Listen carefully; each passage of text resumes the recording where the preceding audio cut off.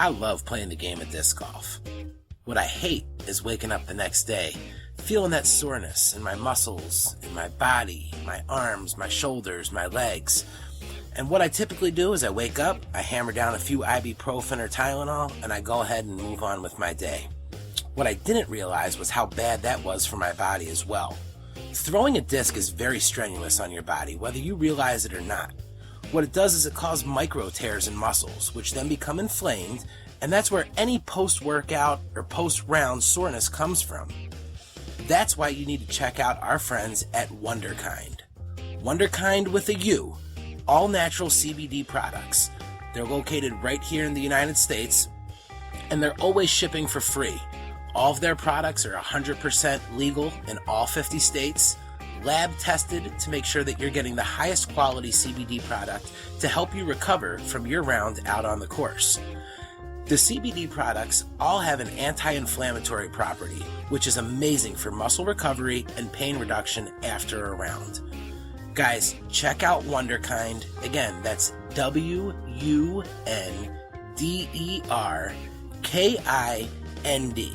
You can follow them on Instagram at WunderKind Extracts, and you can visit their website at WunderKindExtracts.com and select from any of their amazing CBD products and use code RUNIT15 at checkout to save 15% off. Again, that's RUNIT15 at WunderKindExtracts.com. Tired of putting down those ibuprofen and those Tylenol, eating up your stomach and attacking your liver? Well, give an all-natural CBD product a shot and see how much better you feel after your round. Again, that's WunderKindExtracts.com, and we thank them for sponsoring this podcast. Hi, this is Ken Climo, and you're Running It with Nate Sexton. Running It with Nate Sexton is brought to you in part by Innova Champion Discs, the choice of champions.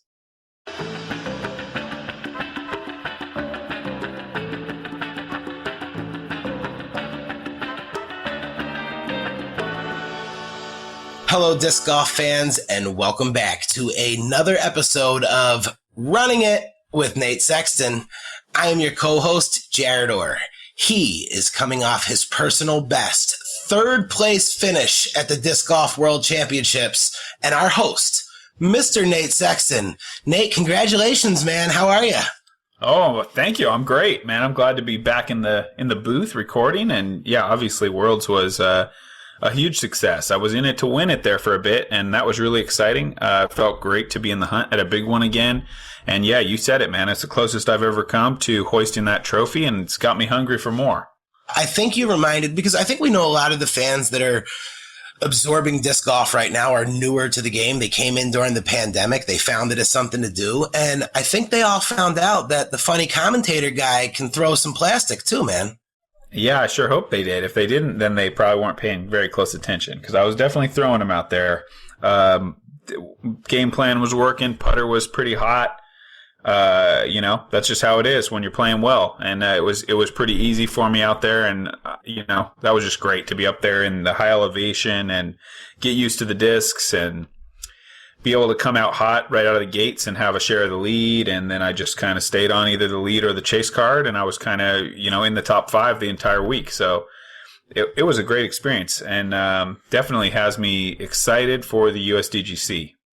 Well, I got the thing that popped up that I had to pick my grip 6, and I guess I didn't really know what they meant. I just picked a bunch of guys that I thought would be really cool to hang out. So I had you and Jerm, Double G, Kale, Ricky, and AJ. That's who I thought, these are the 6 that I want to hang out with. And in my post, I said, but of course, Nate Sexton's going to win the World Championship this year. And I had a bunch of smart ass comments listed above. And then as the days went on, those comments were slowly filling back up of people saying, oh man, hey, this was a really great pick. So you made me look good is what I'm trying to tell you, Nate. You made me cool on social media. And that's as a co-host, that's kind of my job. I gotta try to make you look good when I can. All right, guys, now before we get into some world championship talk, We got to talk about one of the champions of here running it with Nate Sexton, and that's our friends over at Fisher Disc Golf.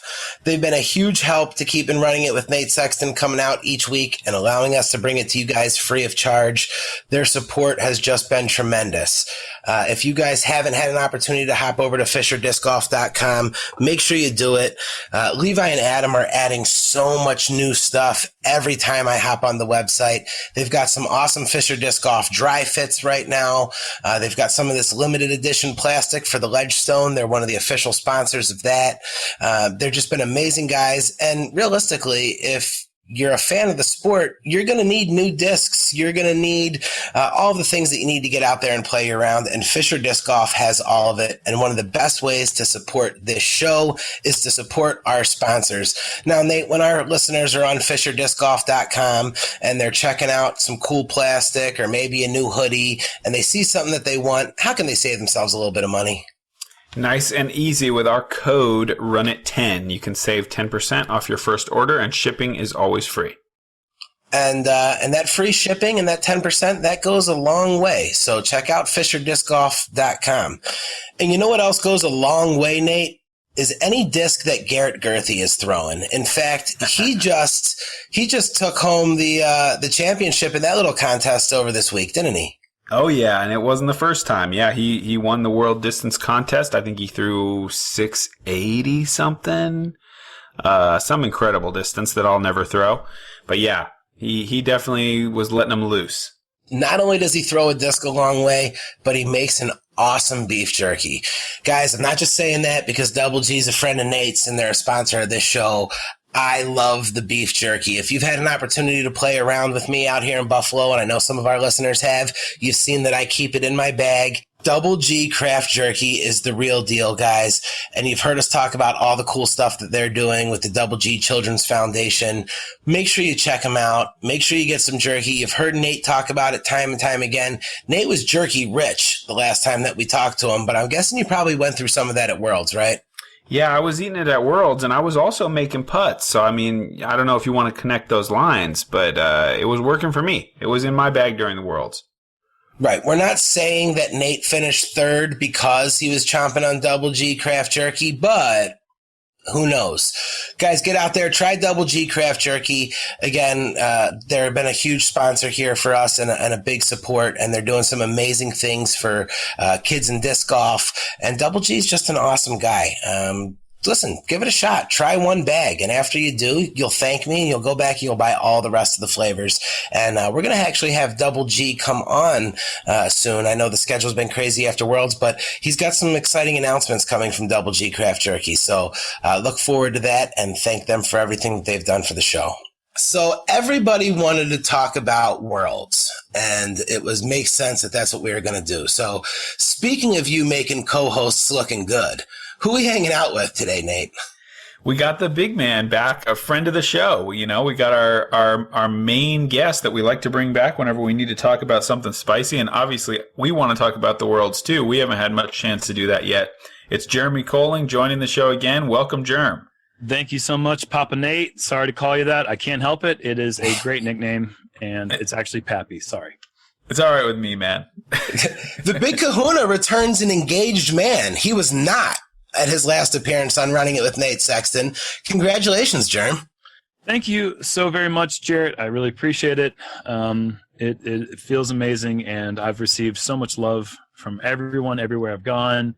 And it's one of those things, like, well, after a couple of weeks, you feel like, oh, I'm an engaged man, and then you kind of forget that it's news to everyone. So when you go to a new place, a bunch of new people are there with a bunch of congratulations and reminding you how special it is to everyone, and I really appreciate it every time.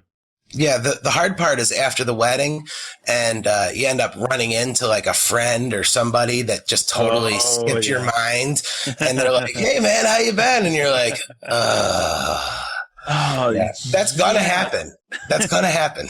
We just got eloped. Yeah, so it wasn't a big deal, but yeah, I know that's gonna happen, and it's tough being in the position I'm in because there's so many people I care about.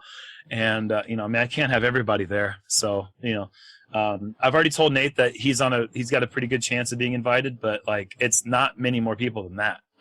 Bree, maybe, maybe Bree. I don't even know if I for Bree, but there's going to be it's tough position right now because that's what Jules and I are trying to do. We're trying to figure out what we want to do with it, and obviously I've never planned a wedding before, so it's all new. I'm not saying that there shouldn't be some sort of disc golf tournament where the top guys get into the wedding and the other ones they just don't, but Jonathan Gomez, if you're listening. Play your way in, baby. That's right. So you guys both are coming off this long trip to Worlds. You guys both played in the Worlds mixed doubles, and Nate, you ended up doing pretty good in that as well. What's the whole experience like out there as it's going on? Mixed doubles specifically? No, just the World Championship. Man. Hot. Yeah, that's a good one. It's hot there. Yeah, man, it was great. I'd never been before. So I know a lot of guys had played the Utah Open. These were brand new courses for me. And I hadn't played at elevation for a while either. So I kind of worked my bag around at home, got a bunch of beat up old discs that I thought would fly better. And they did. They were, it's kind of like going in a time machine where you had like your old favorite Firebird and then it got too flippy. And then you go to Utah and you're like, oh, sweet, we're back together again because it's flying just like I remember. So that was kind of like step one. And then, yeah, my brother Colin came and played the tournament and we flew in the night before that mixed doubles and got up in the morning and we're like, yeah, it is hot. That they weren't lying. And then, yeah, went out to the course. I played that course, the Fort, totally blind for the mixed doubles. And it was fun. My partner Sarah is a great player. Her husband Andrew was pulling double caddy duty, my bag on his back and her discs in a cart, keeping the snacks flowing, keeping the drinks flowing. And yeah, we played well. And it was fun. It was a good way to kind of get a look at the course. Jerm, what about you? Who was your mixed doubles partner? An up-and-coming player that most of you guys have probably heard of by now, Paige Pierce. We've been playing doubles together since 2013, and we've got two titles behind our name. We were looking for a third, but it's been a long time since we played together. Actually, the last time we had competed in the mixed doubles was 2017, and we were something came up in 2018 where we couldn't make it. 2019 I was injured. 2020 didn't happen, so it's been a while, and it took us a little bit longer than Nate and Sarah did to kind of get a rhythm and groove going on, and so we didn't finish as well as Nate and Sarah did, but fast forwarding to the tournament, Nate didn't win, I didn't win, so we kind of finished in the same in that respect. And we also right. And we both have only threes next to our names in our finishing, so it's basically like we finished the exact same. So twinsies. Pretty successful world championships for the commentary. Two of the three of us. Now, absolutely. Nate, I don't want to get too personal here, but I would not be doing justice to our listeners if I didn't ask. You took down third in the mixed doubles. Have you designated what you're going to spend the $68 payout on? I'm probably already spent it. I think we were having some upscale pizzas. Yes. There in Ogden. Yep. And, those don't come cheap. So I think I spent it already.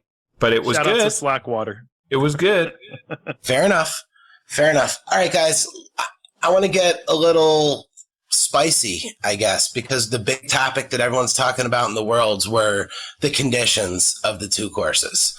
I've been hearing a lot about tee pads that were backwards and uneven, and the out of bounds lines coming in, after the tournament had already started. What do you guys think?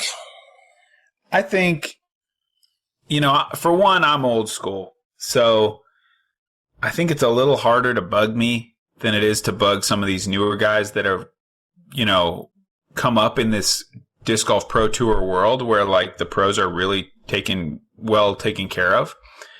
So like, I don't feel like any tee pads bothered me, but I also can totally hear people saying, hey, we need a consistent surface, and that makes sense. Like, why would one be turf and one be cement and all that? So I can get behind that, although it doesn't personally bother me, and I didn't have any problems on any of the tee pads the whole week. Although a couple of them are a little small. I guess if I had to make a change, there'd be a couple at Mulligan's for those big long shots that you'd like to have a little bit more room. As far as the OB thing, that was kind of a bogey, I feel like, to not have those traps and greens more clearly marked. And there was sort of an outcry for that before the tournament even started. I don't really know the inner workings of what conversations were had. I only know hearsay, so I'm not going to bring any of that up. But I will say that it makes a cleaner, better course when those are clearly marked, and it was kind of a strange thing for those to become marked after the first round. And even though obviously everyone has to play the same layouts, I can understand how it would be pretty frustrating to, on day one, call a group mate inbounds in a given location, and then on day 3, you yourself throw to that exact same location and have to take a penalty because the line has moved. So, obviously that's not ideal. But overall, I mean, I had a good time. I think Jerm's going to have some words on this as well. Yeah, I mean, I think that you touched on the main things. I mean, obviously, marking lines in between events, between rounds in the middle of the same event it was the right thing to do 2 days before it happened. But it was not the right thing to do once the event had started.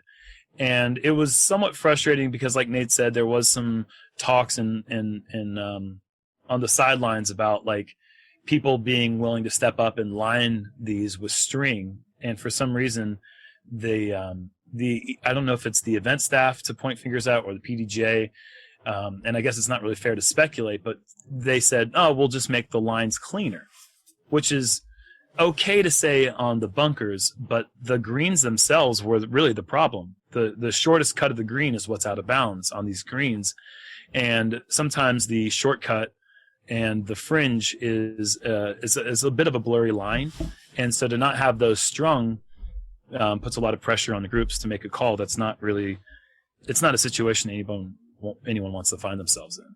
And so anytime we can make those lines as clear as possible, it's a really big deal and a lot less stress on the players to think about, man, if I have to make this call, like, I don't want to have to do this. This is, there's a world title on the line. I think the inconsistency of the T-pads, to repeat what Nate said, is an issue. But we deal with inconsistencies across the sport. Like every single weekend we're playing on a different basket, and what catches on this basket might not catch on the other basket. So there's standardization that goes across the board there. And, it's just one of those things that where we are in disc golf, it's just like, are we going to really harp on this too much? It's not really that big of a deal. It would be nice if we had some sort of standardization. A basketball rim is 10 feet high and it's a certain circumference, and it stays that way every time, and so is the field goal post in NFL, and so on and so forth. So it'd be nice if we could kind of get used to those things, but I think the nature of golf is dealing with a little bit of the unexpected and unpredictable, and we certainly get a lot of that in disc golf, so it's not really a good place to start complaining. But there were some other things, like the golf course is not being rented or shut down or reserved for disc golf specifically the week leading up, and not even just the week, like days leading up to the event, led to competitors who were out there warming up just a couple of days before Worlds getting hit by golfers who didn't care, who on the account of the player getting hit in the face said that they were aiming at them because they were upset that we were there on their property.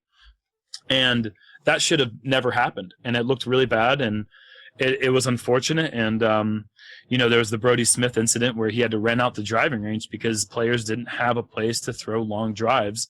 And as you all know, when we're playing on a golf course, we need to warm up those long drives, and it's not enough to throw into a fence or a net. We want to be able to see our drives fly because, like Nate said earlier, we're at elevation, and we need to see what our discs are doing at 400 feet. It doesn't matter what they're it's not just about the stretching element of throwing. It's about actually watching our flight and being in tune to the flight as we're about to go embark on a round of disc golf at the World Championship. So, yeah, there were some oversights, but, you know, those are the easy things to look at. I feel like every year at the World Championships, it is the number one time when everyone finds everything wrong with the event and they really focus on it. And I feel like every year the Worlds is just more exposed than any other event because it has that title attached to it, that we are so much more picky about every single little thing that we don't take time to really appreciate all the good things that are going on as well. And there were plenty of amazing things happening in Utah last week. I'd say, I'll tell you one miss that I think happens during the Worlds this year. One thing that was missed out on, and maybe it's just me being a traditional sports fan, but I like my world champion to be crowned at the end of the year. I like to watch it play out all season and watch the teams or the players develop and get into that championship mode to where at the end of the year, they've earned the spot to be where they are and win that championship. And to me, yes, you know, not to take away anything from James or Paul or even Nate, anybody that went out there and performed amazing. Spoilers, dude. Spoilers. Come on, bro. If you're not watching live disc golf, you're missing out. You know, not to take anything away from it, but it's just like that was just a tournament in the middle of the season, and that happened to be called the World Championship. But it didn't feel as World Championship-y to me as watching a Super Bowl or a World Series or a Stanley Cup does. That's my personal opinion. I don't know how you guys feel about it. That's an interesting point. Well, it's always been that way. The Worlds has fluctuated, you know, between June and maybe September, but it's never been like the last tournament. I suppose for some reasons I'm glad because you kind of need it to be summer to like have the whole country available as potential venues. Because if you push it into November or something, you're pretty much going to have to be in the South somewhere, or Florida or something, to have the kind of weather you would want to contest something like that. So I think as disc golfers, we're pretty used to it. And the other thing is, like, it isn't just another tournament because it's not a surprise that it's the World Championship. Everyone knows it's the World Championship. Everyone prepares for the World Championship. And all the players want it more. So while it might feel that way to a fan, it doesn't feel that way to the players, I don't think, because everyone is taking it, you know, an extra 3 or 4 levels more seriously than they might be taking a regular tournament. Yeah, I resonate with that statement. I think that once you know, I mean, we've known for 3 years that the World Championship would be held in Ogden in June. We thought it was going to be in 2020, so we had an extra year to prepare for it in June 2021. And, you know, I mean, I think that Nate's right. I think that we've had enough of the season at this point that I don't think there's any person that feels like, oh, I wish I was more warmed up or more prepared. I think that we've had plenty of touring action thus far to feel adequately prepared to go out there and compete for the world title. That's fair enough. And compete, it certainly was. I don't want to sit here and go round for round or hole for hole, but we have to talk about these 2 endings. First of all, did you guys get an opportunity to watch the FPO ending, or were you already in your rounds warming up? Did you know what was going on there? I was right there. It was so early I didn't even have to be warming up yet. I was walking with my brother the last couple holes, starting around hole 16, the island hole, and we were right there with the group. So I had a front row seat to that whole finishing stretch. I was on hole 3, but my entire warm up was based on finding time to watch the ladies compete and finish their rounds, and pulling for Lisa because she was making a great run, and watching Paige hit that huge putt from the drop zone, spoiler alert. And then obviously what took place in the last hole was just like my entire card was gathered around my phone right after we tapped out on hole 3, and we were watching it happen. And that moment we were no more than 600 feet from where it was happening, and all of our jaws just dropped as Katrina threw that incredible shot to put all the pressure on Paige. Yeah, it was an amazing shot. I mean, just out of position, such a high anhyzer to turn it around that. You need power, and you need a great knowledge of what your disc is going to do to make that shot shape happen into all that out of bounds. The first thing I said when I saw it is I couldn't have thrown that shot. And I believe that's not a shot that I have in my bag. Certainly not with a world championship on the line. So I was jaw on the floor after seeing her execute that and put it on the line from being out of bounds. Because if that goes out of bounds, tournament's over. It's the margin is that thin. If Paige has no pressure on her, there's no way she makes that mistake. She wouldn't even need to she could have made bogey and forced a playoff, I think, at that point if Katrina was out. And that's assuming Katrina hits a circle's edge putt. It was so clutch and so crazy. And I was equally, a bit surprised. Obviously, I think we all were that Paige didn't get up in there and make Katrina make the putt. But, obviously a little bit of a misplay for her. And that can happen when you get surprised by somebody making a shot that all of a sudden you kind of felt like you had it. And then all of a sudden there's pressure again. And, clearly not her best shot of the week. Yeah, I wish I had pinpointed exactly where Kat had thrown her approach from, because I remember thinking there at that moment, I really want to go to that spot and look at it and assess it as if I had to make that decision. And what would I do? I mean, clearly I would be throwing a forehand. I would never in my wildest dreams be able to execute the backhand that she did to get on the green. But I wonder if it was even out of comfortable forehand range or It was. angle. It was. It's just incredible that she was able to do that. It wasn't a forehand. I don't think you or I would have had much success throwing forehand from that spot. Insane. It had to be the backhand. Oh my gosh, it is just impressive. And I mean, I didn't see it coming, and for it to be as dramatic as it was to get on the green and spin its way all the way to halfway in, halfway out. I mean, just you cannot write it up any better than that.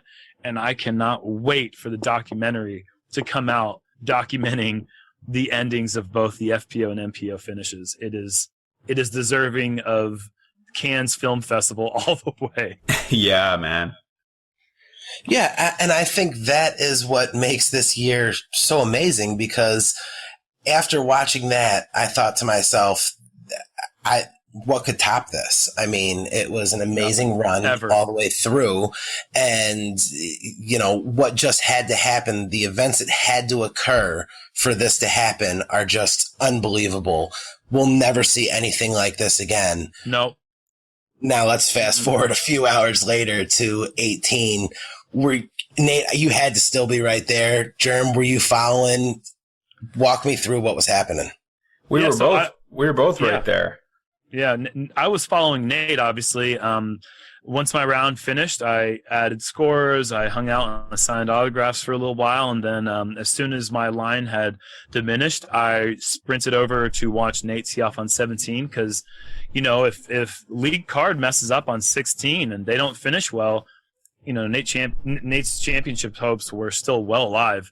And so I got over there and watched Nate just throw a great drive and just a pinpoint approach with his dart. And at that point, we had already seen that James and Paul had birdied it and given them a little bit of room on top of Nate. And then Kevin had that just a heartbreaking hole 16. And that gave Nate a little bit of wiggle room to be able to play 18 safe, and knowing that he was really in a position where he couldn't control his destiny anymore, and not having a perfect drive, played it for the par, which is a smart thing to do, secure a solo third place, which is just a dream come true, really, for everybody but two people out there. A third place finish at Worlds is unbelievable. And, so we were sitting there by the green, and I know that Nate had a bunch of people asking for autographs, and we had a little bit of time to kind of gather around the green, and we saw that they were just battling back and forth, just getting birdies left and right, and Paul wasn't letting any strokes go. And so, and that just set up what we all know what happened on the last hole. Yeah. I mean, I was trying to play the last hole for birdie, but my drive just wasn't good enough, and I had no play for the green from where my drive landed, so I had to play for par. But it wasn't that deflating because I knew no one could really catch me because Kevin got so unlucky and because I had gotten a little breathing room over Chris with that birdie on the 17th. And I knew that even with a birdie, I was going to be relying on, I think, maybe a double bogey from James and maybe a triple from Paul or something. Sort of a impossible scenario for me to think of myself sneaking up into the top 2. But yeah, I finished my round. Obviously, Jerm's right. I wanted to win. But once I could tell that wasn't happening, I was almost immediately really, really happy with third, just the performance that I had and just being able to stay solid the whole time. Obviously, certain shots play back in my mind and I think, oh man, I could have shaved 4 shots so easy, but anyone can say that. Even MacBeth and James obviously are making terrible mistakes at points during the tournament. But yeah, then we were around the green, watching it come down, and nobody had any sense for what was about to happen. Obviously, I was probably just like 50 feet from the basket. We heard James had a bad drive. We couldn't really see or anything. We knew that it was his second. We knew Paul had laid up. It's pretty much over at that point. Yeah, and then obviously we knew James was going to give it a bid. Oh, what'd you say? I said we've seen this scenario play out almost at every tournament ever, unless it's like a walk-away, runaway victory. Yeah. This scenario plays out at almost every event that we go to, where somebody has a 1 or a 2-stroke lead and somebody has to throw it in, and everyone always tries and it never happens. And it's like, you don't set yourself up for the situation where you think this guy has to throw it in from 250 plus to tie the world championships. Okay. Like that's, okay, cool. Like never going to happen. So, yeah, anyways, keep going though. Yeah, no, totally though. I mean, yeah, nobody's expecting it. You're just thinking, man, like, let's get ready to clap for James because what a fight. He played so well, and I guess we got the 6-time guy now with MacBeth.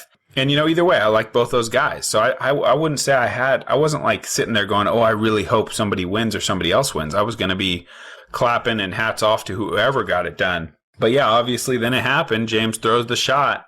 And I saw it flying in, and everyone's kind of going, get in, oh, get in. I'm like, wow, that's a pretty good line.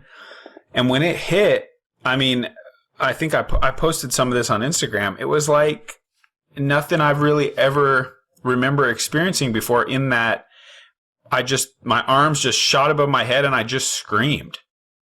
And it was just kind of like, wow, like for a good 10 seconds, I'm just going, and just like not really even knowing what's happening, just like, how is this, just the most exciting, amazing sporting thing I've ever personally seen, so that was so special to be able to be there and just everyone freaking out and the fairway getting rushed in on, and all the staff did a great job, like, get out of the way. Because obviously Paul needs to have his chance to execute and force that playoff. You need to get everyone out of the way. It's not time to celebrate yet.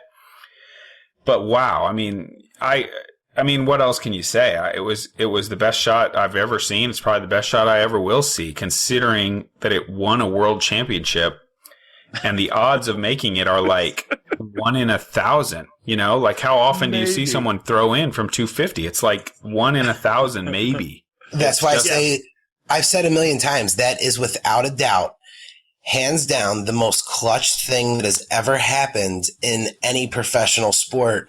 And, a game-winning three-pointer in the NBA is amazing, but people hit three-pointers all the time. Yeah. A game-winning home run in the World Series, awesome, but home runs happen a few times a game.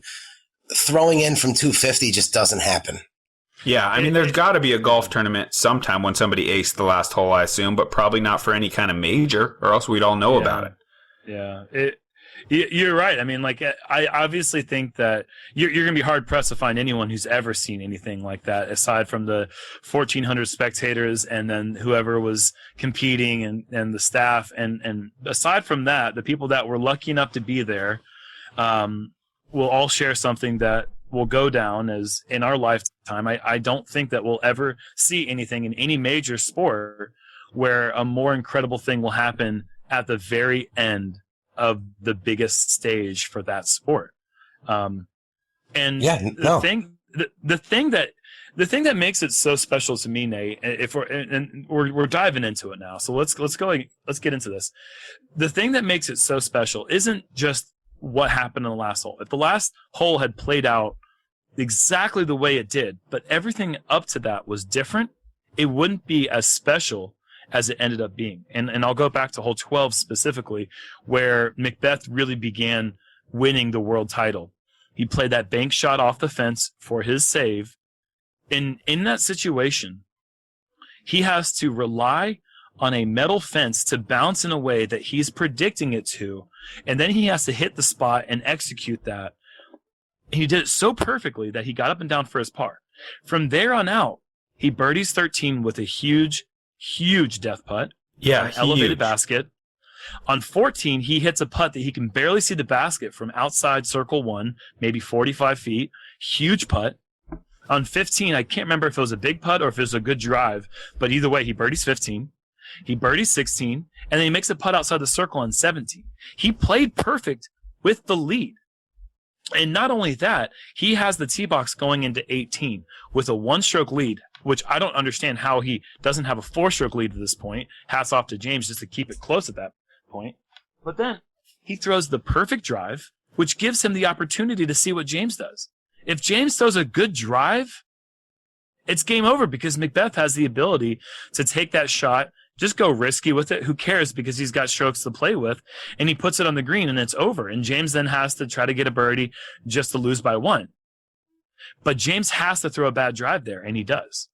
Not only that, James has to lay up first with MacBeth seeing that James is still out of position, around the corner, 250 out. It gives Paul all the freedom in the world to do what any person in that situation would do with any right mind. And you lay up there. You don't have what to he has to do. Anymore. What he has to do. He has Absolutely. no choice. People are giving. I'm seeing people giving him crap for laying up. I'm like, dude, you don't understand how to. They don't know how to golf. They don't know how to golf. If anybody who says that doesn't know how to golf, I talked to Paul. I called him a day or two ago just to say great fight and how crazy was that, and man, and he was heading home, and he was like, it just keeps running in my mind. I just wish James would have had a good drive. Yeah. Because we all know MacBeth would have put it on the green if he needed to from that spot where he landed. He was in drive. the zone. Yeah, he was in a good spot. He's like dialed in 350 maybe, and he's going to put on the green. And I was talking to him and joking with him how, man, that's a strategy I need to use next time I'm chasing MacBeth, a sneak attack. Because that's kind of what it ended up being, for James. Not that he planned it this way; it was out of necessity. But throw the bad drive, force MacBeth to play safe, and then bang it in from 250, because it's a foolproof. MacBeth had no choice in the matter. He couldn't do anything else. He had to do what he had to do. James had to make the shot of a lifetime, and did. I mean, most people are going to live their whole lives not ever throwing a shot even nearly that good. But yeah, I mean, it was crazy, and obviously both of those guys are great guys, and I'm pretty close with both of them. Closer with Paul, I would say. But after James made that shot, I'm only human. I wanted James to win that thing because it was just too incredible. Mm-hmm. And then I heard everyone going, Conrad. I said to my brother, if they keep doing that, that's the only way to make sure MacBeth wins this thing, because that's how MacBeth is wired. Yeah. If he feels it, everyone wants James, and clearly that didn't happen this time, because I'm sure he felt that. And he knew that everyone was behind James in that moment. And I was still expecting him to just hammer down and win the thing. But James had been playing 16 so well, and so had Paul. But yeah, I mean, it just felt like, how can he not win now? I mean, that was too epic. To birdie the last 5 with big putts and go toe-to-toe with MacBeth. And then to throw that in, I mean, it was just a story that had to have a happy ending for him, because it was just that moment. It loses a lot of its weight if he doesn't win. I'm glad it happened on 16. I mean, I think that people who were maybe in person to witness the MacBeth Wysocki playoff at Worlds in 2014 kind of wish that maybe there was a longer World Championship playoff, but I'm glad it happened there, because the gallery wasn't going to be allowed to go down 17. And I think the gallery needed to be present for James to be able to really rejoice in that moment. Granted, it could have come back to 18 because the loop was 16, 17, 18. But, I wonder if James has the ability to compose himself after playing 18 the way he just had to be able to stay focused and do it again. Whereas 16, a hole that he had aced and almost aced again and parked it a third time, and he's playing it for his fourth time. He's got this line dialed in, and now he's got the crowd with him right there cheering his name, chanting, and feeling the energy from everyone. I'm so happy for him that it happened where it did. Yeah, and that's the same thing. When they told us that we weren't going to be able to go over to 17, two things happened. I was standing there with my brother. The first thing was, well, then I hope it ends here because this has got to be in front of all these people. And the second thing I said to my brother was, if they both go on the island, we're running towards hole 17. Yeah, good luck stopping. And we'll see. Yeah, that's what I was going to say. Who's going to stop that? Yeah, we said we were going anyway. Because, normally I like following rules. But I was going to go stand by the basket on 17 and wait for him to come down. I don't even care about watching the drives. I just want to see the thing end. See the arms go above the head. See the tears go into the eyes of the guy that wins it. So I wasn't going to miss that. But also I was glad because there were people that were going to miss it. I was going to probably be able to play my card of being a professional player, and people probably weren't going to tell me to get out of there like they probably should because I was just going to push my way over there. But I'm glad that it ended where it did, despite the fact that long playoffs are incredibly intense. But, they basically were in a playoff for the last 5 holes. So we got to see that. We got to see that back and forth. Go. It felt like a playoff all the way down. So it was the perfect story. The perfect day for James. Was. Obviously a heartbreaker for Paul. Crazy way to lose. For probably one of the most competitive guys on the planet. To lose like that. I doubt he's sleeping easy right now because he had it. He played it perfect. He had it. It was in his pocket. And then it just got stolen, He can't. It's he crazy. can't let it beat him up. He didn't lose. James won. No, of course. But it's just tough because Paul knows he could have made the green, but why would he try? So it's it's just a tough way to go out. That's all I'm saying. Hats off to James. James earned it. James deserves it. But I also feel for Paul just because of how sure a thing that was up until the very moment when it wasn't. If you go up to Paul and you describe the scenario that you are going to get up and down right here on hole 12, you're going to birdie 13, 14, 15, 16, 17, and you're going to throw a perfect drive on 18. He takes that every single time. You know? Yeah. Like anyone in the world would. He played everything perfect, and that's the thing that's so I think that's the thing that makes the moment give me goosebumps every single time I watch it. And because I'm human, I've seen it over 150 times now. And I would say it's closer to, I don't know how many times you could possibly see it, but I've seen it as many times. Every single time it's on Instagram and I'm scrolling through, I don't just keep scrolling because I'm like, oh, I've seen this before. I relive the moment every single time. And that's what you should do too, by the way, everyone is listening, because it is that special of a thing. It is that rare. And we don't need to talk anymore about it, but it's everything happened exactly how it should to make it the most dramatic thing that will ever happen in our lifetime. And what a perfect time in the evolution of the game for a moment like that, because we're already growing and getting eyes, and I just feel like this thing is going to be bigger than we even think. I don't know, like ESPY awards, right? Could James be up there on ESPN getting an ESPY award? I agree with you. God, it has to be. If it isn't, that says a lot about our sport, but it says even more about society for not accepting the inevitability of its greatness. I feel like we might be seeing James in a nice rental suit up on the stage at the ESPYs. Something with a colored elbow patch, maybe. Yeah, on the jacket. I could see I don't think that's outside the realm of possibility of where this shot could go. You know, it's funny because you talked about how competitive Paul is, and everybody knows that. And I was joking around with my buddies because I was really pulling for Cat hard at the end, and they were like, "Man, I thought you were a big Paige fan." I'm like, "Listen, I am a big Paige fan, but if Paige pulls down 6 today, then nobody's stopping Paul in the afternoon, and Nate still has a chance at this thing." So if Paige gets number 6, Paul's getting number 6 today too. So I think that but I imagine way of looking at that. Yeah, I saw that coming. Now I like to laugh about the guy that doesn't watch the live disc golf. He's not interested in it. And he shut down his social media. He eliminated his Facebook. He was going to wait for the Jomez coverage to come out. And in the morning, he turned on Sports Center, and then boom, spoiler alert. There he is. You can't hide anymore. Can't hide anymore. Can't hide it anymore. Now, guys, talk to me a little bit about what it was like after experiencing that and still being on this crazy high. And certainly for you, Nate, you just had a 3rd place finish. You just saw the most outrageous ending in the history of professional disc golf. You know that everybody's probably seen it or heard about it. And now you have to go and do post coverage. And did you guys discuss, like, are we going to freak out like it's our first time seeing it, or how are we going to react? Walk us through that a little bit. Yeah, I mean, we did discuss it, and you know, I was aware of it right away. Obviously, we've been doing this a long time.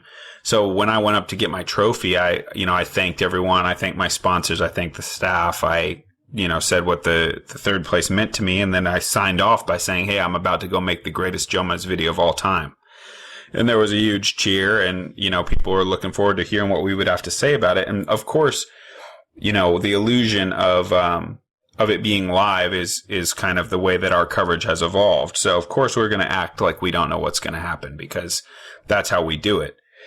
But we did discuss it, the 3 of us, a little bit about, trying to make sure we didn't go over the top, because that's going to feel a little fake, I think, the acting. But it also, it's like the moment was still so fresh and it's still so amazing that it's pretty easy to get yourself back in that mode of like disbelief. And just sort of naturally react to what we're seeing.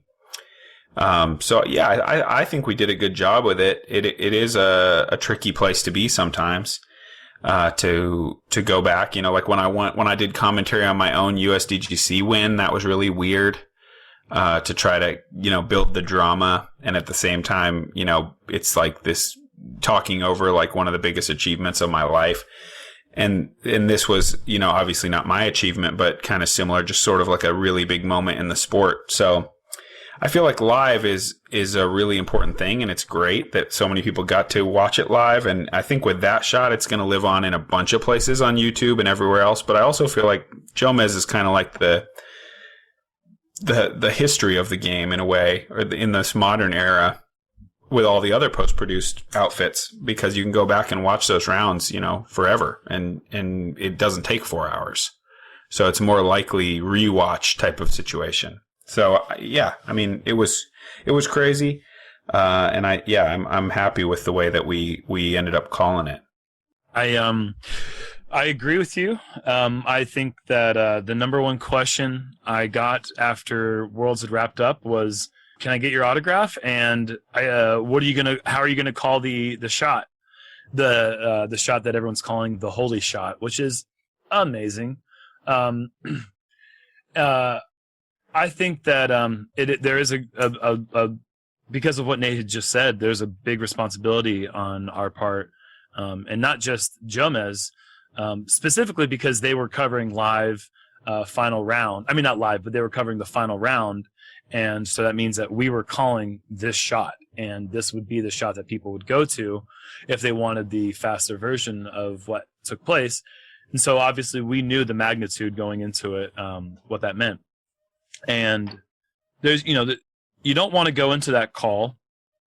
You want to foreshadow enough that you don't know what's going to happen, even though you do. And you want to react as if you're genuinely blown away by the moment. But like Nate said, you don't want to overact it, and it's a hard place to be, and none of us are trained actors, and we're just human, and And I think that the thing that really helped us deliver in a way that I think was successful was, like Nate had just said, it was 5 o'clock in the morning when we started recording. Normally we do it the night of the round, but Jomas wanted us to watch the actual post-produced content that they were going to put out there, because a lot of times we'll just record our commentary before the follow flight graphics are input in there, and a lot of other things are put in there afterwards. But they wanted us to watch it as if we were the viewer in its entirety. And so we had to wait till 5 o'clock in the morning to do that. And by doing so, you know, we were really tired, and we really did live that moment in the shock of what it was, even though we knew it was going to happen anyways. Like, I still find myself today, Wednesday, trying to, like, recall whether or not it actually happened. Yeah. Do you know what I'm saying? Like, I'm like, Sure. Did that really take place exactly the way it took place? And so that next morning, trying to relive that moment and quote unquote act surprised, was no acting, man. That was like genuinely like watching that. I know it's going in, but oh my God. Oh my gosh. What? Chills. And like I had chills, like actual goosebumps while doing commentary, even though I knew it was going to happen. So yeah, it is a difficult thing to do, but I think that you know, when we took our headsets off that morning and we shook our hands after we were done, I think we all agreed that we did as well as we could do with our acting experience and with our commentary experience, and you know, we just hope that the fans agree with that. But if they don't, you know, you try it. Well, plus you guys were left. You guys were left in a tough spot because Ian already took the #1 response to it. So everyone that heard it live, you know, I went with words, and Ian went with sounds, which I like the sounds call. Yeah, that is a nice a take that I hadn't thought about. But you know, he does have the advantage of authentic reaction, and that's it. That's what will elicit the. It's actually. In sports history, it's one of my favorite calls. Yeah. You're darn right it is. Yeah. It's amazing. It goes up there with Al Michaels, "Do you believe in miracles?" "Yes." And Mike Breen's, "Bang!" And then there's Ian Anderson's, "Oh, oh." Yeah. That might have just taken over. Boom goes the dynamite. We gotta the footage of Ian doing that must exist. Has that been seen? Oh my gosh, I would love to see that. Do they save the video? I sure hope so, but I don't know. Oh, I don't know. Gosh, please, if they're listening, I would. We got to see that. Yes, I heard that Philo got up and just walked out of the commentary booth, and then they had to actually cut the audio. If you watch the live rerun, there's like a 4 or 5 second gap where they don't say anything. They cut the audio. Yeah, because the booth's probably just going crazy. Headphones smashing around on the table. It's nuts. I mean, yeah. I mean, we were all going crazy in person too. So who can blame them? You know, they're professional commentators, but some things are a little too crazy to just be. Wow, what a shot from Conrad. Yes, what a moment. And Paul now has to get up and down for his par. Yeah, you know, like, did you see the story about the guy who? Him and his wife had just had a kid, and they were at the hospital, and he had a moment where his wife and the kid were sleeping, and so he was watching the championships, and when it happened, he screamed, and the nurses came to the room to see what was going on, and he was like, "Oh, everything's fine." Wow. He was just that's what I love about this, is that there's stories that are coming out from people in all nooks and corners of the world who, you know, what were you doing when? Yeah, totally. And it's pretty cool to see all these things unfold. Yeah, for real. It was amazing. Well, we have a million fan questions for you guys, about literally a million, but we won't do all of them. But you guys want to take some questions about Worlds here? Yeah, sure. We could probably do like 20, 30,000. Okay, cool. Cool. We got a million congratulations for you, Nate, as well. Thanks. For Nate. Well, you too, Jerm, for having having a friend who's so damn good at disc golf. A million congratulations. It was just really awesome to see all of the fans tagging the show while they're, answering to your social media. And we appreciate you guys bearing with us while we took a few weeks off so Nate could get ready. And it worked. Listen, I'm not taking any credit here, but best year at Worlds, same year as running it. I don't know. I'm just saying. Maybe there's no correlation, but no, there is. We'll have to see. Maybe next year. Yeah, got to improve on it. I was 6th in 2019. That was a really good Worlds too. So I'm kind of a show up at the Worlds guy now. 2009 or 2019? 19 Worlds. I was 6th, and now you I'm got 6th 3rd. there too. Yeah. So. Oh wow.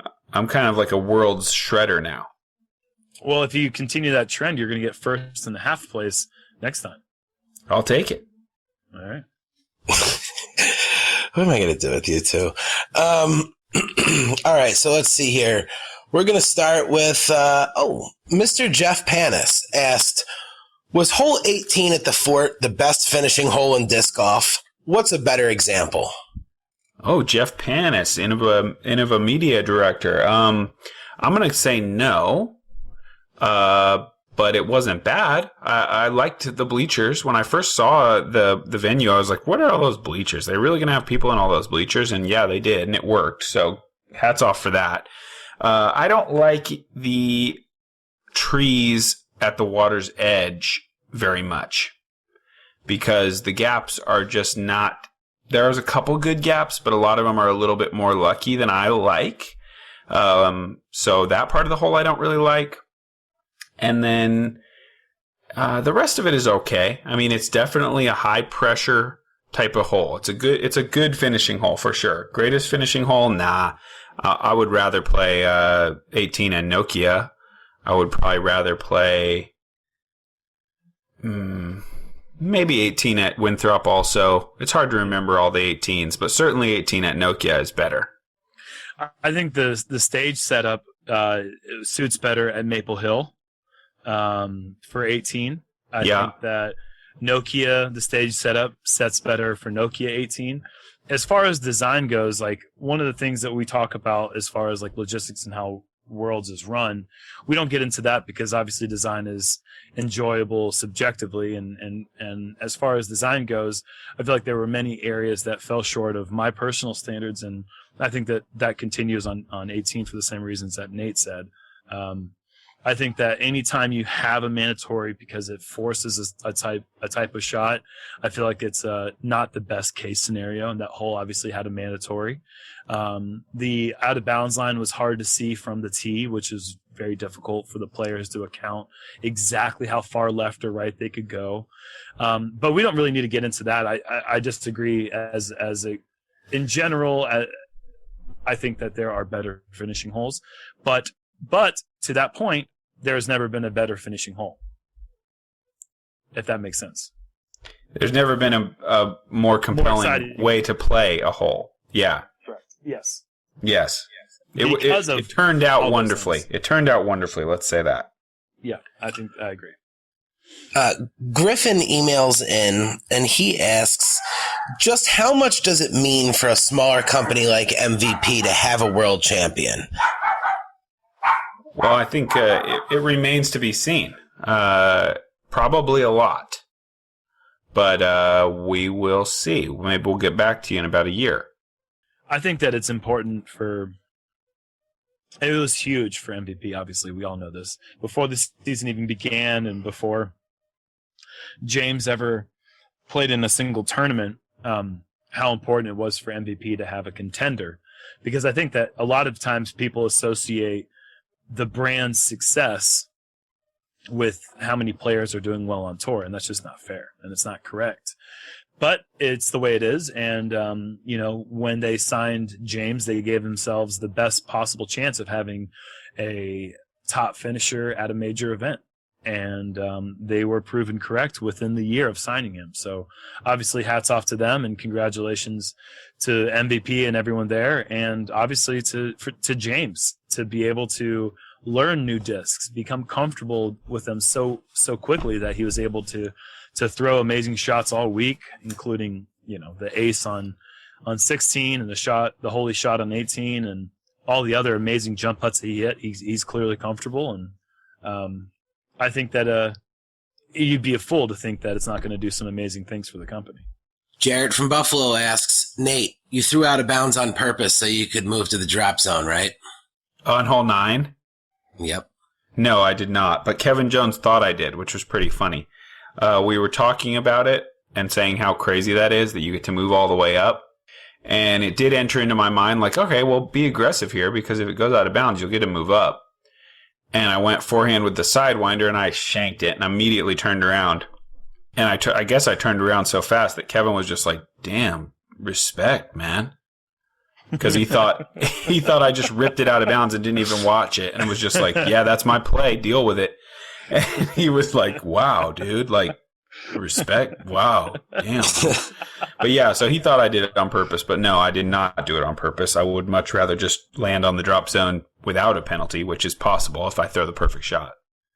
All right.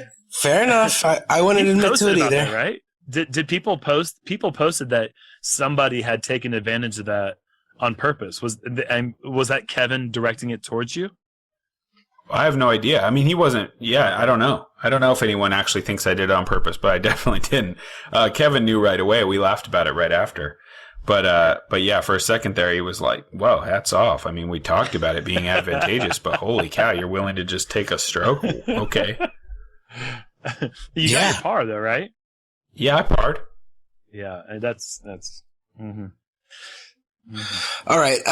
Dan sends into the email. He says, great work on the podcast. Look forward to every single one of them. Question for the big sexy boys. With so many heavily backhand dominant world champions, both this year and in the earlier years of the sport, when do you think we'll see a forehand dominant world champion? Well, next year when Nate wins. 2016 we will. Yeah? I mean, Ricky, he's not forehand dominant, but he's been forehand dominant, and his forehand is pretty dominant when he goes with it. So I don't think it's fair necessarily to think that we're not quite in the era where forehand dominance means titles. I mean, Nate and myself both have a U.S. title. Ricky has 2 world titles. I mean, Greg Barsby's got it, one of the best forehands of all time, and he's a world champion. So yeah, I don't know. I don't know how to answer that question. I think you got to be kind of well-rounded. I mean, obviously James is kind of like a outlier in today's game with just how much he's just a turnover specialist and really does not go to the forehand. But in general, I think more and more now you're going to need to be a player who can throw both ways. Ideally to fight the wind, to allow for the most predictable finishes of where your disc is landing. I think MacBeth could easily have a case in being a top 10 most talented forehand players. Oh, he's fantastic with it. Yeah. If MacBeth only threw forehands for a tournament, I think he beats me. Like his forehand's that good. I think he could throw good enough forehands that he's making his long putts consistently enough that I think that he wins a tournament. Yeah, he still gets to putt, so he'd be, as long as he's putting, you're in trouble. Anyone would be. So yeah. Look, man, here's the deal. Like I'm all about the self-deprecating humor, but as soon as you start doing it, it turns into something else. So let's not go there. All right. That's why I said anyone would be, man. I wasn't coming for you. I was coming for everybody. It felt that way. You're bad at putting. Okay, let's move on. You know what? Roll credits. We're not going to top that. This thing is... That was amazing. No, I'm just kidding. Obviously, he's not bad at putting. So we've had a bunch of different questions. Speaking of putting and Jerm, we've had a bunch of different questions about the fact that Discmania has gone off on their own now, and they're no longer got that sisterhood with Innova, and what's going to happen with Innova players that are throwing Discmania discs. Well, we haven't heard anything official yet, but I got to think it's going to be a thing of the past. I don't know. We'll see what Big Jerm got some fireflies in his future? That's what I'm hoping. The discs I've been playing with alpacas for years, so I'm good. I'm good to go. There you go. Yeah, we'll see. Who knows? But yeah, hopefully. I'm pushing the firefly. I'm trying. Yeah, all right. Well, I threw it out there. Another fun question, and it's got to kind of make you wonder, and I don't know if you guys have any inside scoop on this, or even if you did, you would share it. But Chris asks in the email, it's kind of interesting that this ESPN deal pops up right after the Holy Shot. Is this something that you think has already been in the works, or did ESPN see this and go, all right, we got to get it back into some disc golf? The former. Definitely been in the works. Yeah, I would imagine there's no way that ESPN's just going to rush to something like that, and then we're going to strike a deal within 3 days of the most amazing shot in disc golf. Yeah, they've been working on it for a while. I mean, they've been working on this for a couple of years. Even last year, we kind of knew that there could be something happening with ESPN sometime, but we were just lucky the way that the pieces fell with COVID, especially, to having the opportunity to have some dead air time to give disc golf a chance. And they saw a lot of success with disc golf last year. I'm surprised that they didn't come to us a little sooner in the year saying, hey, let's continue this momentum. I think we've got some audio questions here. I think I might have answered a few of them already, but let's go ahead and take an audio question. Hi, Nate. Congratulations on your 3rd place at Worlds. It was so much fun watching you the whole week, and I can't wait to see what you do next. So my question is regarding hole 14 at the fort. In the 3 rounds that you played at the fort, it seemed like this tee shot was the most challenging for you. You were throwing backhand, as you know, and each round it seemed like the shot improved a bit. But my question is, going into the 2nd and 3rd rounds, where was your head at coming to this shot? And were you satisfied with the final shot in the last round? And if not, could you explain? Thank you so much for listening to my question. That's a great question, and no, definitely not satisfied. What happened on that hole was, it's a tough low ceiling backhand with OB on the right. It's a tricky shot for me. In practice and in mixed doubles, I threw it great. In the first round at the fort, I was like, all right, let's crush this. And then I late released it and went straight in the creek. So that'll wake you up. You're like, oh, shoot, you can go out of bounds here and take a double bogey. Like, I didn't really think that I would throw it that bad. So then going forward after that, it becomes not like, let's crush it, but let's not throw it in the creek. And in round 2, I was super safe with it. I tried to throw low and get the skip, but I came up even shorter and turned into a single bogey, I think. And then final round, I was sort of like, well, let's just, I wanted to throw it harder, but I was also, the back of my mind is just like, man, this is a high pressure situation. Don't grip lock it. Don't go over near that creek. I saw a couple more guys get over there later in the week. So, no, none of my shots were good. The last one was definitely the best, but I wasn't putting myself in birdie position. I was birdieing that hole in the mixed doubles, throwing a better drive, getting another 150 feet up the fairway. So, no, not satisfied. Was one of my worst holes of the World Championship, but there's got to be one that ends up being your worst hole, and that one was it for me. Nate, guess what I didn't get any questions about this week? I don't know. When's the 2021 Firebird? Oh, hey, all right, finally. Yeah, there we go. They dropped, they're out, there's none available for you. You can buy them for a few $1,000s on eBay right now. So that's the question. There's the answer to it, guys. Just so you guys know, I never knew. I didn't even know when that's not how it works. I don't know. I'm not lying to you when I say I don't know. I didn't know when they dropped. I went home and was like, oh, crazy, they dropped. You shouldn't be the one saying this. I was with Nate when he found out they were dropped, and I got to see the look of surprise on his face as they told him that it was the biggest drop in Innova history. So, yeah, didn't know. I can vouch for the man. I know that you still don't believe him, but just try to find it in your hearts to believe the man this time. And for all of you guys that are, racking up all of the money on the secondary market, feel free to kick some back to Nate. You just reach out to us at runningitpodcast@gmail.com, and that'll be just fine. I can't believe one other Firebird related thing. See if we can slow down the flow of these messages. I love my fans. I love Sexton and Firebird throwers. I automatically get 25 of these bad boys that come to my house. I have a dad and a brother and aunts and uncles and a mom. If you think you might be inside my 25 closest friends and you want to send me a message asking if you can get one, do it. But otherwise, you're wasting both of our time. I'm not trying to move these things, and I'm sorry that you don't have a thrower, but I got people I got to take care of with the few that I have, and I want to keep a bunch because I like them too. So, sorry, not sorry. I don't have any for you.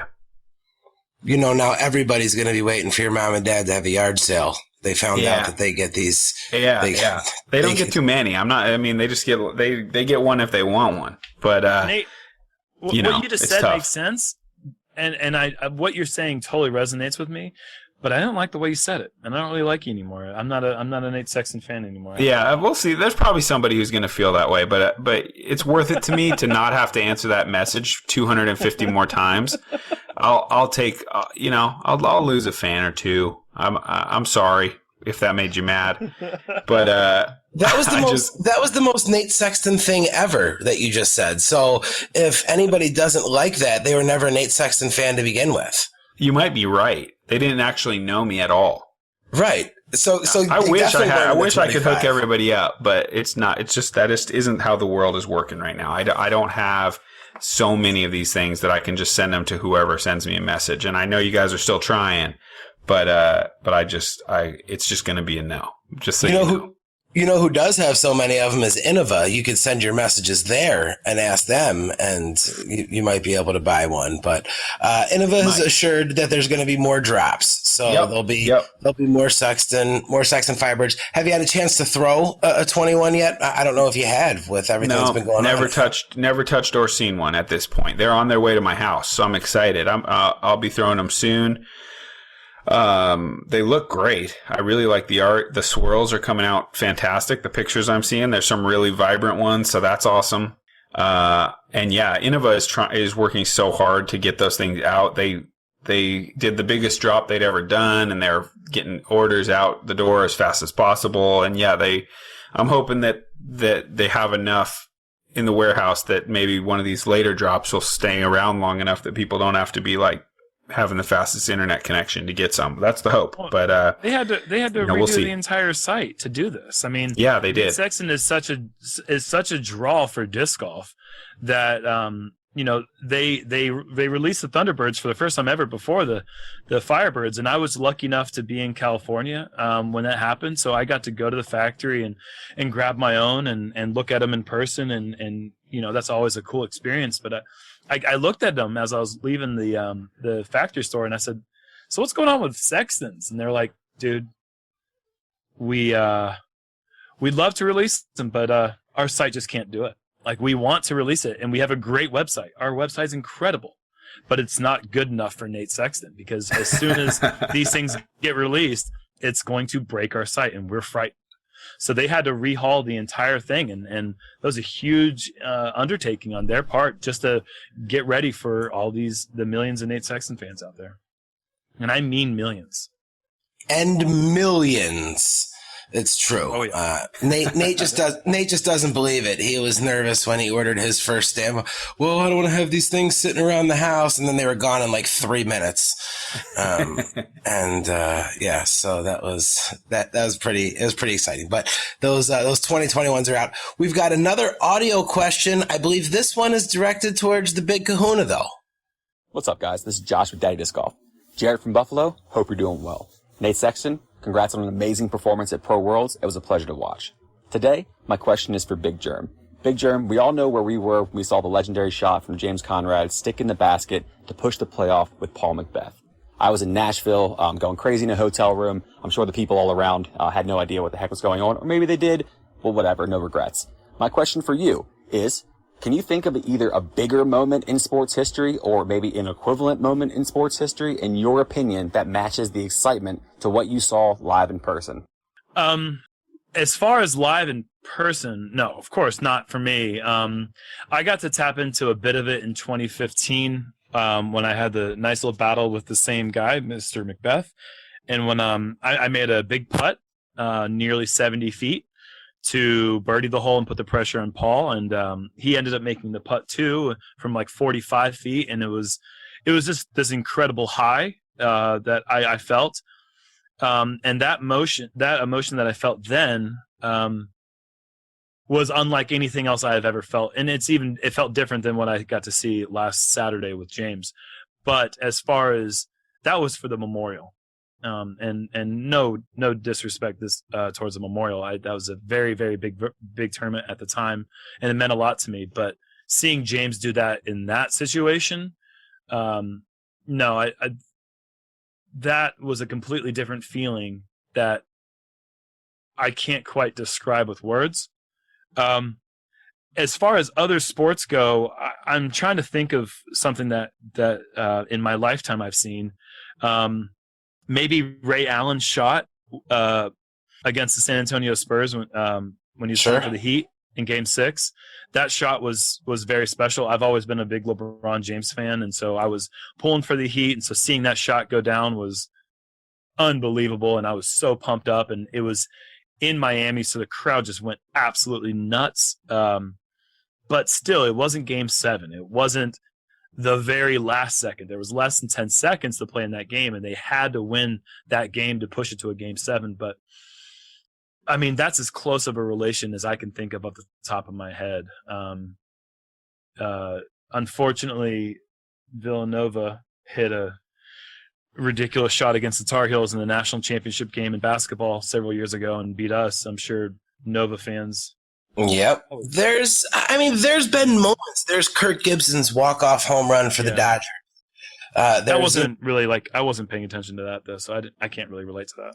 Right. There's the Michael Jordan, flu game. And no, they didn't win the title that night. Oh, sure they did. But there's just there's just nothing that compares to that, because again, the things that happened were awesome, but like I had mentioned earlier, it's just those are things that you see happen all the time. So I like I said, as far as professional sports goes, that was the only thing James Conrad could do to become the world champion, and he did it. And anybody that's ever thrown a disc knows how incredibly hard that is to do. You're lucky if you get one of those in your lifetime, and he did it to win the world championship, and I just don't think that there's anything that's going to be close. The thing also that I want to say, when you say anybody who's thrown a disc knows how hard that is, they don't, because you need to be in the hunt for a major at the last hole, and you don't even know how to throw a disc anymore. If you get put in that spot, you're going to throw it straight out of bounds. Almost everyone would. Top professionals would throw it straight out of bounds. I've replayed the situation in my own head, and I've thrown out of bounds every single time. Yeah, so it's like it's even can't even crazier fantasize than just it. Like hitting the shot, because the pressure makes your body do crazy things where you just what was a simple shot becomes so difficult, and to push through that and execute perfectly. I mean, yeah, we've talked at length. I agree, it's unmatched. The thing that made me believe though was when you watch that whole clip unfold with James, look at his breath. That is not a man who is sitting there calculating the probability, the inevitability, any of that. That man is breathing. He's taking his time. There's even a moment where he closes his eyes where he's visualizing the shot.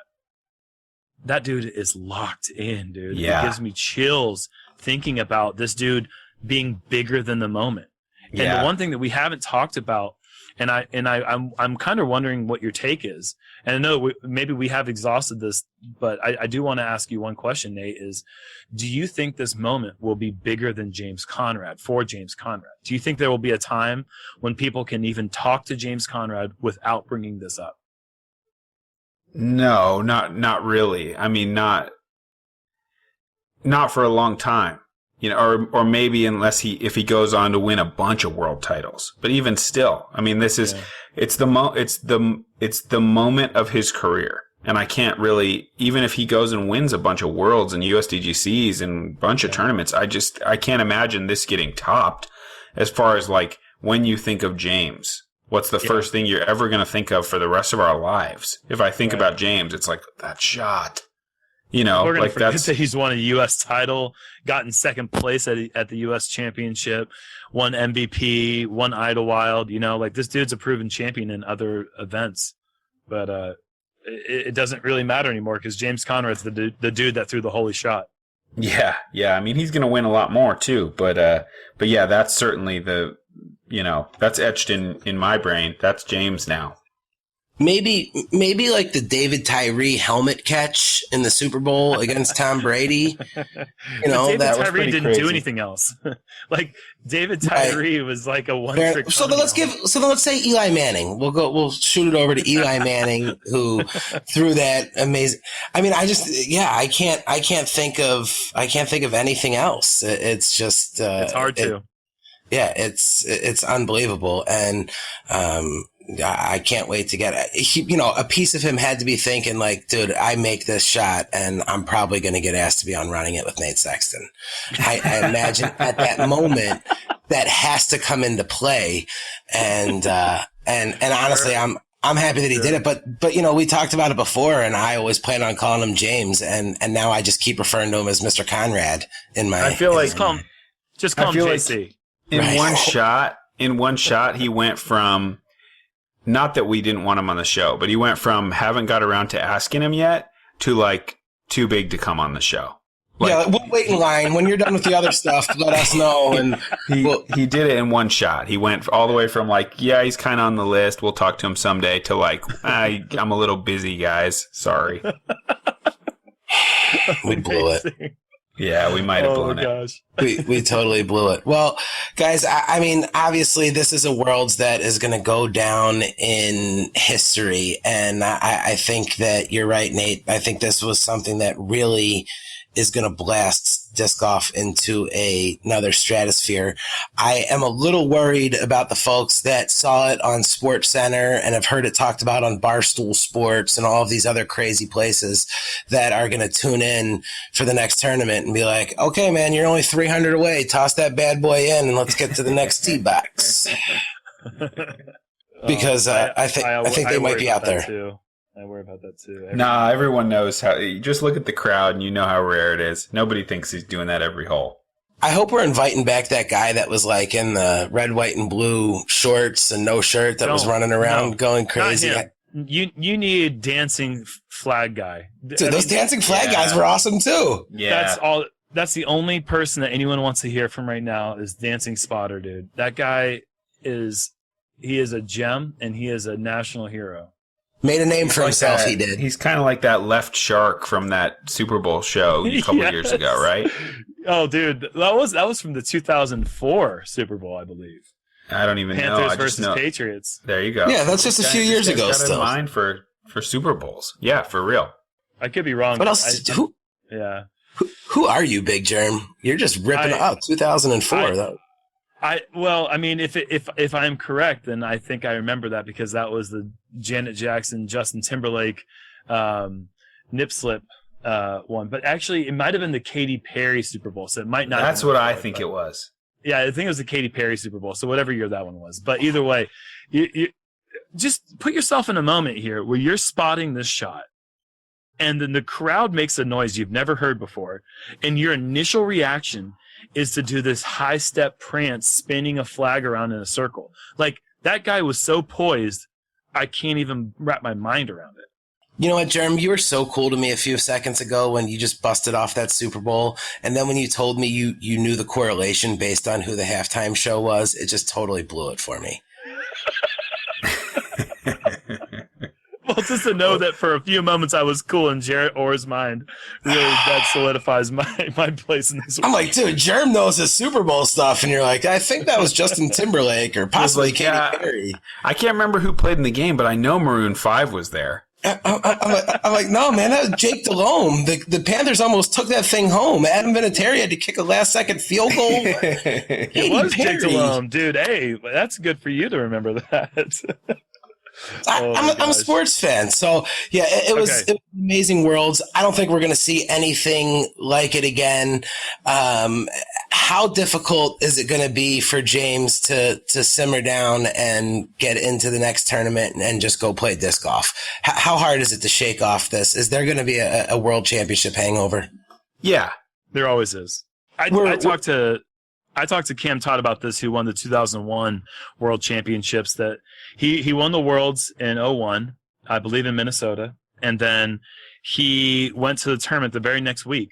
And when his alarm clock went off in the morning, he just looked at his alarm clock like it was the stupidest thing he'd ever seen in his entire life. And he just went back to sleep. He's like, I don't want to go out there and play right now. It's the most ridiculous thing I've ever thought of in my entire life. Like, I'm the world champion. I don't want, like, who wants to go out there and try to defend that title for a whole year? I guess I do. I'd give it a shot. Sweet. Yeah, I'd give it a shot. No, but if I had to do it, I wouldn't be surprised if. I mean, it's hard. You don't really want to take time off because you need to keep getting the points for the season-ending stuff. So I expect James to just keep grinding. But yeah, there's a certain part of when I won my USDGC that was kind of like, really, I got to play next week? Like, I'm a changed man now. But you actually aren't. You just played great, and then you realize, like, oh, actually, no, I'm the same guy. I still miss putts sometimes. But yeah, I wouldn't be surprised at all if he has a little lackluster next tournament, because what are you going to compare it to? You're going to say, oh, he didn't win? Well, what's wrong with him? He's James Conrad. He makes everything, but I'd be more surprised he'll be just fine. The next tournament. Oh, that'd be crazy. If he won the next tournament, then we're all done. If he wins the next one, it's over. Yes, I totally agree. Oh, 2015, by the way, Katy Perry Super Bowl. 2015. I had to look it up. It was driving me crazy. 2004, 2015, tomatoes, whatever. Wasn't even close. No big deal. Yeah, it was certainly a world championship that we'll never forget, and so many amazing things happened. And James really stole the show. With what Kat did earlier in the day, and Nate, you coming back and hitting the tour this year, and then coming in third at Worlds, and Eagle just having a ridiculous final day, and nobody's talking about it. Everybody's going to talk about the holy shot forever, and they should. It was certainly amazing. Agreed. Well, guys, I think we've talked all we could about Worlds. We've talked about halftime shows. It's been a lot of fun. Anytime the Big Kahuna comes and joins us. Has Calvin been hitting you up for any more of those Thunderbirds, or are you on to him now? He hasn't come after me because I gave him one to hold him over for one tournament that has water, and then I'm sure he'll come after me the next tournament. But he's been doing pretty well with his Eagles, man. I don't even know if I could help his game at all. I mean, aside from not his best performance the last round, that dude is absolutely unbelievable to watch throw a disc, and his putting is so insane. I'm so proud of that dude, and anytime he wants a Thunderbird from me, he's got one. Oh, he's a future world champion for sure. I firmly believe that, but he's not throwing those Thunderbirds, man. He's just selling them. Oh, dude. You just ruined my night. Well, they do big money on the aftermarket too. It's not quite a Sexton Firebird, but people want those things, and it's no coincidence that you've had to give 30 of them to Calvin Heimberg, and he has he's getting new cars and updating all sorts of stuff, and I think that's on the Thunderbird. But whatever. Listen, I don't make the rumors, Jerm. I just spread them. So we'll address this off air, Jarett. We'll address this off air. Well, Nate, congratulations again. Third place at the Worlds. It was amazing. It was so much fun to get to watch you and see you out there. And Jerm, you were there too, man. So that was really cool, and you guys, the post production was amazing. Joe Mez was the downloads are ridiculous. So and they're still going. So thanks for hanging out and answering some fan questions and recapping this Worlds. And we'll be back with our normal format and have some really fun and exciting and possibly even world champion guests on Running It with Nate Sexton. Thanks, Jerm.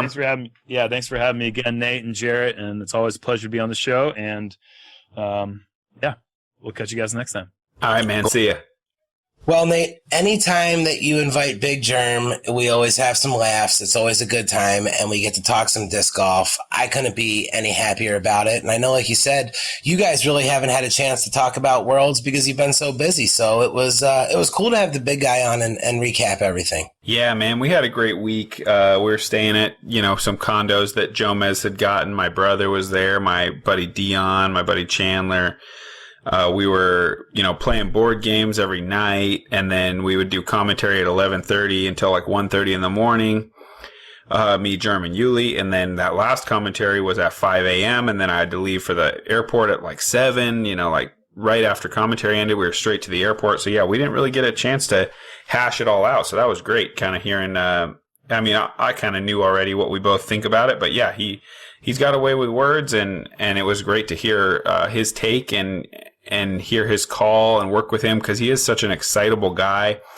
Like, he's the guy you want standing next to you when something amazing happens, because it feels even more amazing when you got him there, because he's just gonna, he wears his heart on his sleeve, and he's gonna show you how amazing something is when you're there with him. So really appreciate getting to work with him, and appreciate him taking the time to come on the show and talk to us. Yeah, it's always so much fun. And I just, hearing you guys be able to talk about disc golf, I know it's something that the fans were really looking forward to. The Worlds were amazing. The fans have been amazing in support for you, the posts on social media. It's got to be a little overwhelming. I mean, maybe not. You might be used to it by now, but to just see these thousands and thousands of fans congratulating you and tagging and posting, it's got to be crazy, right?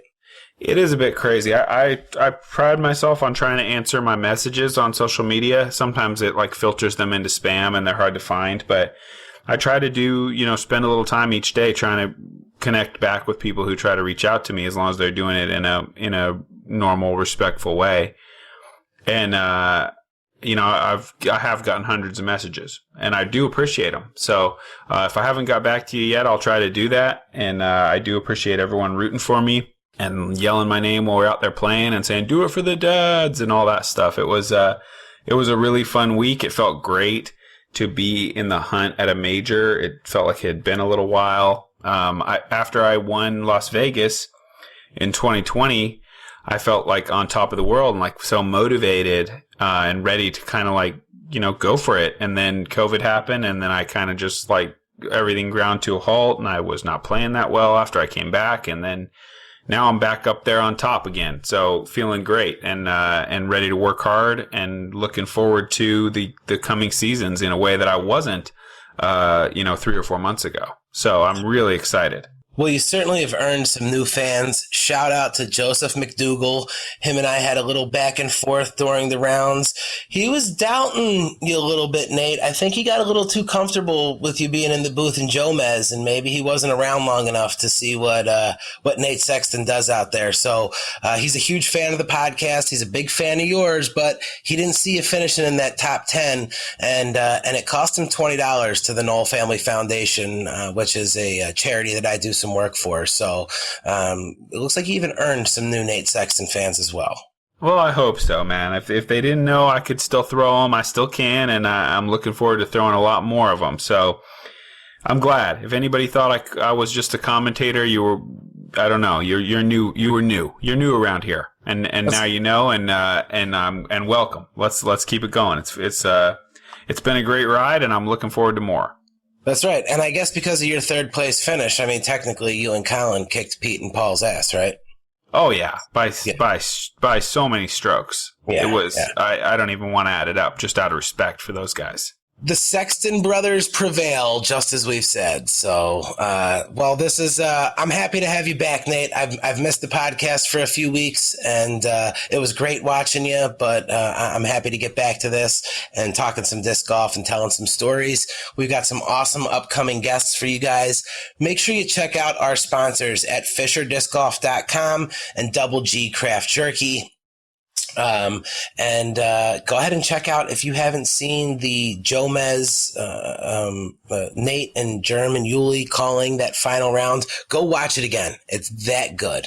And it's just something that was amazing. And I'm just so happy that I was able to see it. I wasn't there live, but I was watching it live, and it was just a moment that I don't think any of us will forget. So we thank you guys for bearing with us, giving Nate a few weeks off to concentrate on Worlds and go out there and do what he does. Hey, was Coraline? Did she get to watch any Disc Golf Network? Was she seeing any? Yeah, I'm sure she saw a little bit. I think she's kind of a in and out, check it out a little bit, go do something else mode. But yeah, I think they had it on for sure.